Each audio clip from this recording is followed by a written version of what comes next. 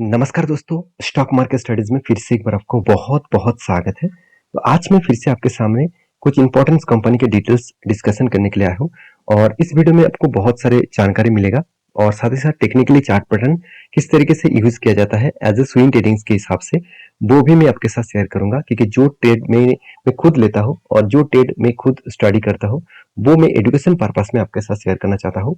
और आप इस वीडियो को एजुकेशन पर्पस में लेना, मेरे तरफ से कोई भी बाय एंड सेल का रिकमेंडेशन नहीं है। अगर आपको किसी कंपनी के ऊपर काम करना है तो आपके रिस्क के हिसाब से, आपके रिसर्च के हिसाब से काम करिए। मेरे तरफ से सिर्फ आपको सीखने का मौका मिलेगा। तो वीडियो को सीखने के लिए आए हैं तो कंटिन्यू जरूर करिए। तो वीडियो को शुरू करने से पहले मैं रिक्वेस्ट करूंगा, चैनल को सब्सक्राइब नहीं किया तो जरूर करिए और टेलीग्राम को ज्वाइन नहीं किया तो देर किस बात की, अभी जाकर ज्वाइन करिए। और हाँ, बहुत सारे लोग मुझे ये भी कमेंट करते रहते हैं, सर मुझे नोटिफिकेशन नहीं मिलता है, तो प्लीज बेल आइकन को हिट करके ऑल कर दीजिएगा। सब्सक्रिप्शन के बाद सब्सक्राइब करने के बाद आप बेल आइकन को हिट करके ऑल कर दीजिएगा, जहाँ पे आपको नोटिफिकेशन कंटिन्यूसली मिलता रहेंगे। तो चलो देख लेते हैं कौन सा कंपनी इस वीडियो के अंदर। सबसे पहले जो कंपनी है वो एक आईटी जायंट कंपनी है, उसका नाम है एल&टी माइंडटी। देखिए आप सभी जानते हैं दोनों ही एल और माइंड ट्री दोनों ही एक ही ग्रुप के कंपनी है। तो दोनों ही एल&टी ग्रुप के कंपनी है, तो दोनों ही एल&टी ग्रुप के कंपनी है। और आप सभी जानते हैं एल&टी माइंडटी जो है, इस दोनों को मार्च किया गया और इस मार्च होने के बाद दोनों कंपनी एक ही रेंज मतलब एक ही कंपनी के साथ जुड़कर काम कर रहे हैं, मतलब एक ही साथ जुड़कर काम कर रहे हैं। दोनों को मार्च इसलिए किया गया क्योंकि देखिए दोनों का business model same to same है।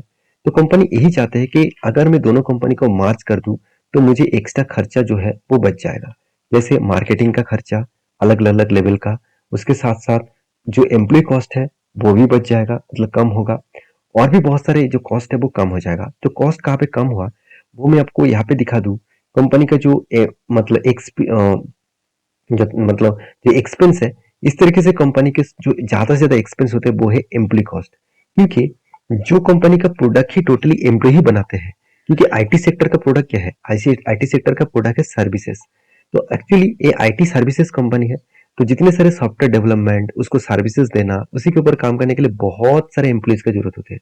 और इसीलिए इस कंपनी के एम्प्लॉय कॉस्ट 60% के आसपास देखने को मिलता है। बहुत सारे लोग यहाँ पे कंफ्यूजन हो जाएंगे कि सर एम्प्लॉय के पास से 60% प्रॉफिट मतलब पैसा चला जा रहा है तो कंपनी तो खतरे में है। बिल्कुल नहीं, इसका बिजनेस ही कुछ इस तरीके से है। तो जिसका एम्प्लॉय ज्यादा लगते हैं, अगर कोई देखे मान के चलिए कोई मैन्युफैक्चरिंग कंपनी है तो उसका एम्प्लॉय कम लगेगा, क्योंकि मैन्युफैक्चरिंग मशीनरीज के माध्यम से होता है, तो वहाँ पे एम्प्लॉय बहुत कम कॉस्ट कम देखने को मिलेगा। तो यहाँ पे एम्प्लॉय कॉस्ट मेरे हिसाब से ज्यादा जरूर दिखेगा। तो कंपनी एम्प्लॉय को मेंटेनेंस करने के बाद भी देखिए लास्ट कुछ फ्यू मंथ्स का अगर जून मंथ का डेटा दिखा दूं तो कंटिन्यूसली कंपनी ने क्या किया, इस सेल्स को लगातार इंक्रीज करते गए और लगातार इंक्रीज होने के कारण कंपनी का ऑपरेटिंग प्रॉफिट मार्जिन भी इंक्रीज होते गया। तो कंपनी के एक रेंज के आसपास कंपनी का ऑपरेटिंग प्रॉफिट मार्जिन देखने को मिला, जहाँ पे 20% के आसपास देखने को मिला है। अभी इसी चीज को मैं प्रॉफिट एंड लॉस के हिसाब से देखूं तो कंपनी का नेट प्रॉफिट एक अलग लेवल में देखने को मिला है। अर्निंग पर शेयर के बारे में बात करूं तो अर्निंग पर शेयर भी कंपनी के ऊपर कंटिन्यूसली बढ़ते जा रहे हैं। तो सारे पॉइंट्स कंपनी के फेवर में है, सारे पॉइंट्स कंपनी के हाथ में है। और एज ए कैश फ्लो के बारे में बात करूं तो कंपनी के कैश फ्लो में एक चीज आपको हमेशा कहूंगा कि आपको इस चीज को देखना है कि कंपनी इस बार कितना फिक्स एसेट को परचेज की है। देखिए पहले देखिए 100 करोड़ 200 करोड़ के आसपास फिक्स एसेट परचेज होता था। मार्च 2022 में पिछले सालों में 1000 करोड़ के एसेट परचेज किया गया। 2023 में करीबन 939 करोड़ के आसपास एसेट को परचेज किया। इसका मतलब कंपनी में कुछ ना कुछ बड़ा होने का पॉसिबिलिटी है, जिसलिए कंपनी खुद के एसेट को बढ़ा रहा है। तो ये बात आपको याद रखना है। साथ ही साथ कंपनी के इन्वेस्टमेंट जो परचेज है, कंपनी इस बार सबसे ज्यादा इन्वेस्टमेंट भी किया, ऑलमोस्ट 20,000 करोड़। तो सोचिए कितना बड़ा इन्वेस्टमेंट लेकर कंपनी चल रहा है, कितना बड़ा इन्वेस्टमेंट कंपनी कर चुके हैं। तो मेरे इस पॉइंट से मैं एक ही चीज मैं आपके साथ डिस्कशन जरूर कहूंगा, एक ही चीज मैं आपको कहूंगा कि कंपनी में जो मतलब क्लियरिटी है वो इसी चीज को देखने को मिला है कि कंपनी में अच्छा खासा काम हो रहा है, अच्छा खासा कंपनी में डेटा देखने को मिला है। तो एज ए कंपनी के इन्वेस्टर के बारे में बात करूं तो प्रोमोटर से लेकर एफआईडीएस पब्लिक के हर किसी के पास अच्छा खासा इन्वेस्टमेंट भी है।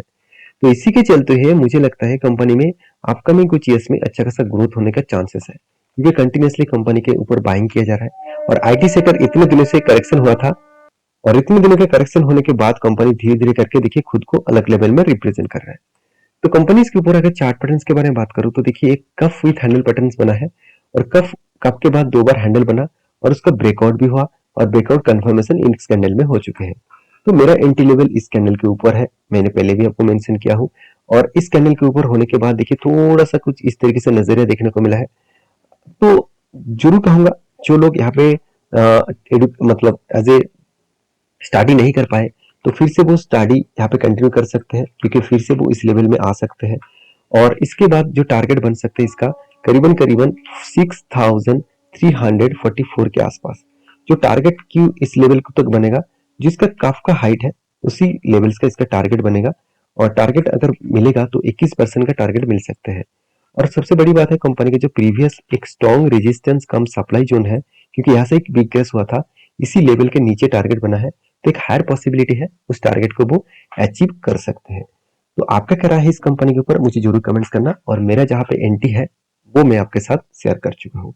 तो नेक्स्ट जो कंपनी उसके बारे में बात करूँ उसका नाम है टाटा मोटर्स। देखिए टाटा मोटर्स टाटा ग्रुप की एक सबसे स्टेबल कंपनी भी माना जाता है और टाटा ग्रुप की अच्छा खासा कंपनी भी माना जाता है, क्योंकि इस कंपनी जब से स्टार्ट हुआ तब से लेकर एक धमाका परफॉर्मेंस किए और बीच में 2 बार कंपनी के ऊपर बिग करेक्शन हुआ था। और उस 2 बार बिग करेक्शन कब हुआ था? 2008 में एक करेक्शन हुआ था और 2018 के बाद करेक्शन हुआ, क्योंकि 18 के बाद ऑटो सेक्टर में स्लो डाउन आया था और हर ऑटो सेक्टर गिर रहे थे। तो टाटा मोटर्स के ऊपर बहुत ज्यादा गिरावट इसीलिए हुआ क्योंकि इस कंपनी के जितना मतलब कर्जा कंपनी लिया वो बहुत ज्यादा था। कितना कर्जा लिया गया? अगर इस कंपनी के कर्जे के डिटेल्स के बारे में बात करूं तो कंपनी के पास 6% के आसपास डेट ऑफ इक्विटी था। इसका मतलब यहाँ पे जो मतलब डेट ऑफ इक्विटी था वो ऑलमोस्ट 6% के आसपास था। तो आज कितना है? 3% के आसपास। इसका मतलब डेट तो है, कर्जा तो है, फिर भी इस कर्जे को मेंटेन करने के बाद भी कंपनी प्रॉफिट को भी मेंटेन कर रहा है, मतलब कंपनी प्रॉफिट भी कर रहा है। तो एक पॉइंट मैं आपके साथ शेयर करूं तो आप कहेंगे सर कंपनी में ऐसे क्या हो गया कि कंपनी 3% डेप्ट कम कर दिया? चलो वो तो मैं आपको दिखाऊंगा जरूर। तो वही चीज आपको देखना है तो इस जगह पे आइए, तो ध्यान से देखिए इस चीज को। कंपनी का जो रिजर्व है वो किस तरीके से था?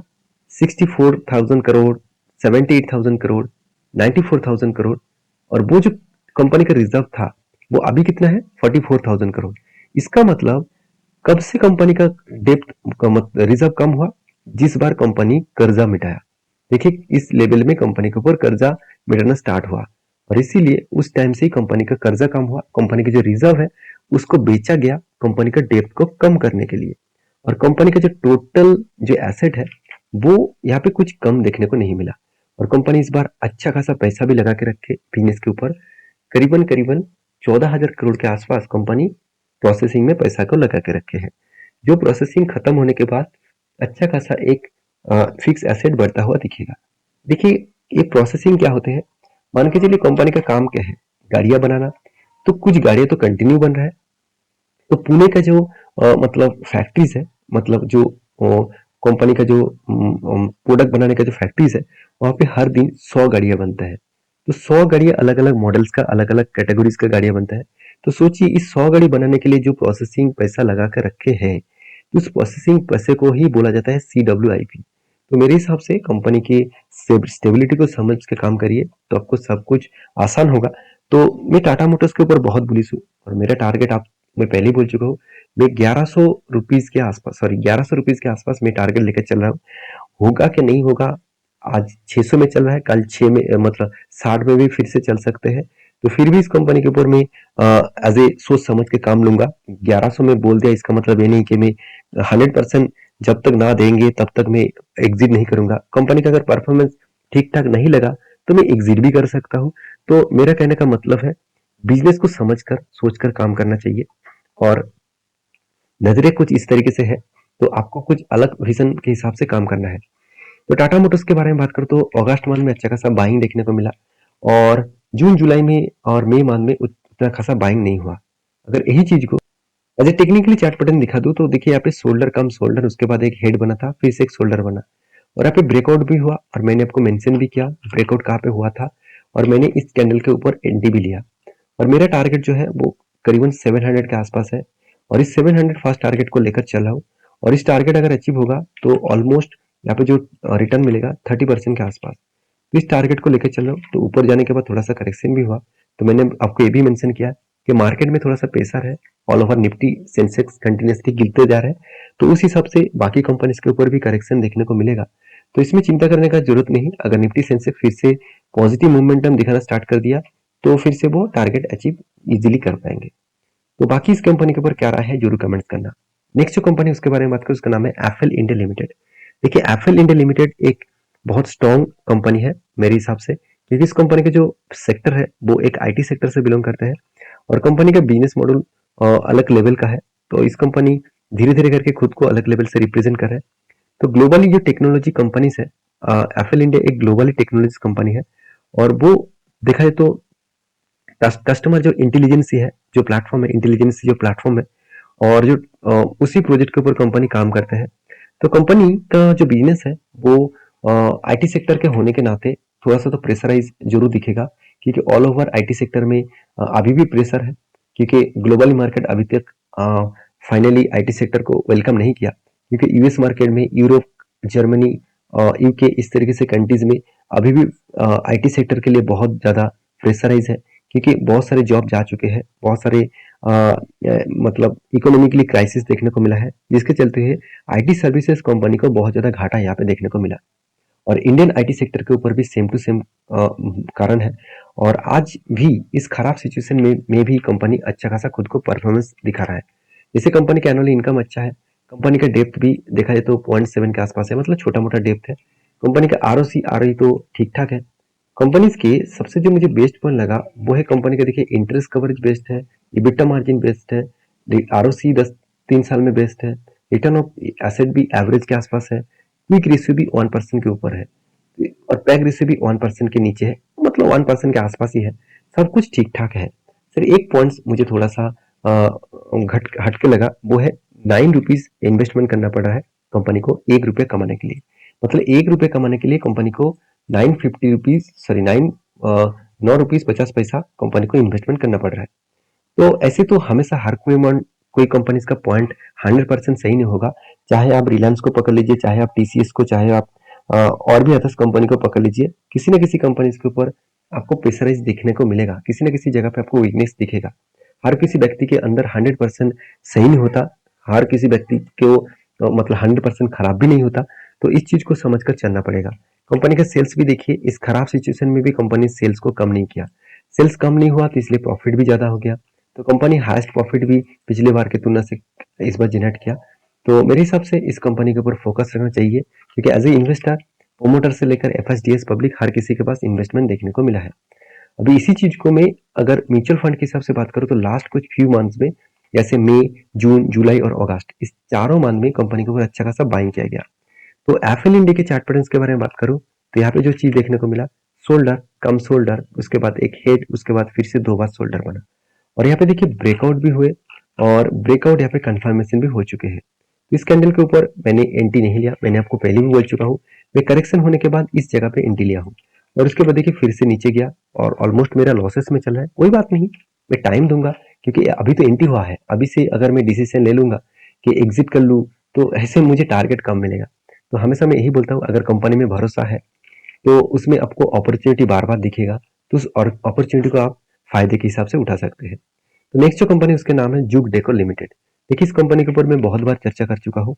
ये एक देखा जाए तो रिटेल बिजनेस करने वाला कंपनी है और इस कंपनी बहुत छोटा है, 56 करोड़ के आसपास। और कंपनी ने हर 100 शेयर में आपको 15 शेयर देने का अनाउंसमेंट किया है। मतलब एक रिपोर्ट पब्लिश किया गया है कि 100 शेयर में 15 शेयर कंपनी बोनस के हिसाब से देने वाला है और इस बोनस का फाइनली जो डेट है, एक्स डेट है, वो अभी तक मेंशन नहीं किया गया है। एक रिपोर्ट के माध्यम से ये भी बताया जा रहा है कि Q2 का जब रिजल्ट आएंगे शायद उस टाइम में कंपनी बोनस को फाइनली डेट अनाउंसमेंट कर सकते हैं।